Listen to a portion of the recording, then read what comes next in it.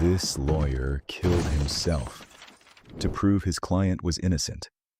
His name was Clement Vallandigham, and in 1871, he took on a murder case that had become the talk of Ohio. A man named Thomas McGeehan was accused of killing Tom Myers during a violent barroom fight. The story seemed simple. Two men fight. A gunshot rings out. Myers falls dead, and McGeehan is blamed for pulling the trigger. But Vallandigham noticed something. He became convinced that his client hadn't fired the fatal shot at all. His theory was much stranger. Myers had accidentally shot himself. Vallandigham believed Myers had been down near the floor and tried to pull a pistol from his pocket while getting back up. The weapon snagged on his clothing and fired into his own body. But Vallandigham didn't just want to tell the jury his theory. He wanted to prove it. Near the end of the trial, he went outside with another lawyer and fired a revolver into pieces of cloth from different distances.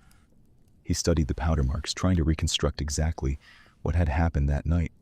Then, he returned to his hotel room, and sitting there were two similar pistols. One was unloaded. The other still had 3 bullets inside. Later that evening, Vallandigham decided to practice the demonstration he planned to show the jury.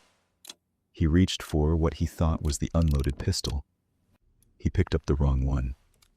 Vallandigham placed the pistol inside his pocket. Then, he slowly began pulling it out, exactly the way he believed Myers had done. The pistol caught. His finger reached the trigger. Bang! The bullet tore into Vallandigham's abdomen. He staggered backward, immediately realizing what he'd done. Doctors desperately tried to save him. But the next morning, Clement Vallandigham died. He was only 50 years old.